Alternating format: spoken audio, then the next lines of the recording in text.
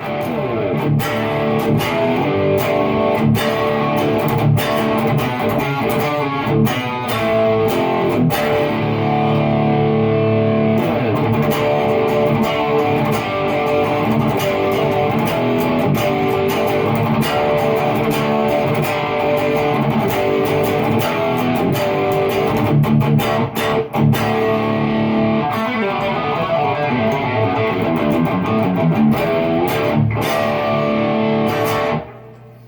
guys, I got a new guitar. What are you gonna do? I buy a lot of guitars, I sell a lot of guitars, I trade a lot of guitars recently. And I know I just made that gear video not that long ago, but yeah, things change and opportunities come about and you gotta seize them when you can. So essentially the backstory behind this one is ever since I got my first PRS, which was the limited edition 5310, late 2015, I had just been amazed by Paul Reed Smith. And you know, I've been a fan of them for a long time, but until I actually played one, it was just kind of, you know, going by looks, you know. But once I actually played one, I was like, all right, these guitars are serious business, and I really wanted to check them out. That being said, I had kind of gotten into PRS just after they had kind of changed some specs around. So when I found that 5310 guitar, that first one that I bought, I loved the neck on it. But it was a neck shape that they don't make anymore. So it's kind of hard to find exactly the right guitar for me as far as PRS goes, brand new anyway. And I mean, I like buying used stuff. You get better deals, you get something a little more broken in, you know, so I'm cool with that. But ever since I really got into PRS a couple years ago, I fantasized about this. And this is the Modern Eagle 1. And over the course of like 2004, I believe, to maybe 2010 or a little bit after that, there was a couple different versions of the Modern Eagle, but this is easily the most sought after one. It has a full Brazilian rosewood neck, which is pretty fucking amazing. If you don't agree, then you're crazy.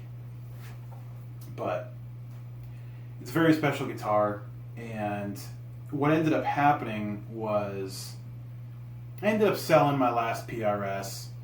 Actually, I traded it. I traded it for this very cool Strandberg guitar, and I really wanted a custom shop Strandberg at the time, and I don't regret that trade. You know, I got a very special guitar, and a cool story with it and that whole thing, but I still wanted a PRS, and that was pretty much my only way of getting this guitar. So after that happened, I knew my next goal was to get a PRS again, but that being said, it's tough to find the right PRS for me, and I really did not expect to come upon this like I did. So there's a local guitar store, kind of local, about an hour and a half away from me, called Brian's Guitars, and they're out of Connecticut, and they're very well known for their Paul Reed Smith stock. And a friend of mine actually wanted to go down there to check out some of his amps, and I was like, yeah, sure, why not? I'll go with you. And we had planned this about a week in advance, and I think the day before we were going to go, Brian's Guitars had posted on Facebook that they had just gotten this in used, and I was just like, oh, come on. I mean, I was not prepared to buy it, but I was willing to do what I could, and so I brought a couple guitars with me, one of which was the Gibson Les Paul I just had in my last video, or one of my last videos, and the Manson MA1 Evo that I had in a couple videos, like my Green Canaries video. Now, both of those were great guitars. They really were. I liked them a lot, but they don't feel the way this guitar does, and they don't have that just perfect fit like this guitar does for me. So I got a pretty good trade-in value for those, and I had to go for this. I just absolutely had to, and I'm so thrilled that I did, because it is just absolutely beautiful. It plays better than any guitar I've ever had, and what else can I really say? It sounds great. Like I said, it's got a Brazilian rosewood neck, which really gives it kind of a smoother sound. I love the mahogany bodies. If I could have a guitar with a mahogany body pretty much any time, I would. It's definitely my favorite. It has a crazy flame maple top on it, which is really nice. It's a satin finish. It's a very, very thin satin finish, so I'm gonna actually have to be careful with wear, stuff like that, but you know, it is what it is. Has PRS 5708 pickups in it, which are not the original pickups, even though it did come with the original pickups too, which is cool. But yeah, I'm super happy to have this guitar. It's very, very cool. And although those other instruments that I just recently had were great, this is definitely where I'm at. And I know I've traded and I know I've sold a lot of guitars over the past few years, but I can honestly say this thing's going nowhere. It really is. This is the guitar I've been looking for a few years now, and I know damn well that there's nothing like this out there, unless I wanted to go like PRS custom shop, which is just fucking crazy. So that being said, I'm definitely getting more and more guitars in my lineup that I just can't sell. I can't do it. Another one being the Strandberg. I will not sell that guitar. The 335, I will not sell that guitar, mostly because that was my great-grandfather's. I don't have a huge love for playing it, but it is a cool guitar, and it's been in my family longer than I've been alive, so that's not going anywhere. I got a couple others that, you know, are fun, but you know, we'll see how they go for attachment anyway. But I'm super, super thrilled with this guitar, and you're definitely going to be seeing more of it. I promise you that.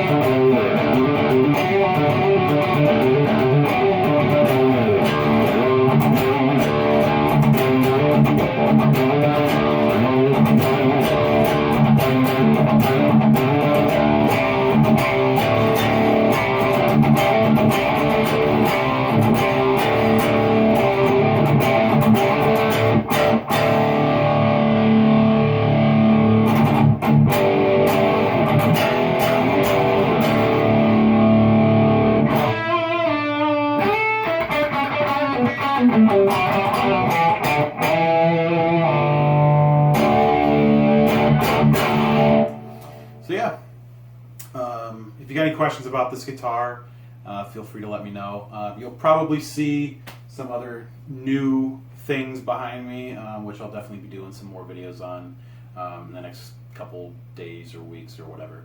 I don't know if you can see the guitar right here. This actually is not mine, just so you know. This is something I'm borrowing from a friend to do a little demo on, so be on the lookout for that as well. Thanks for watching, and I'll catch you guys later.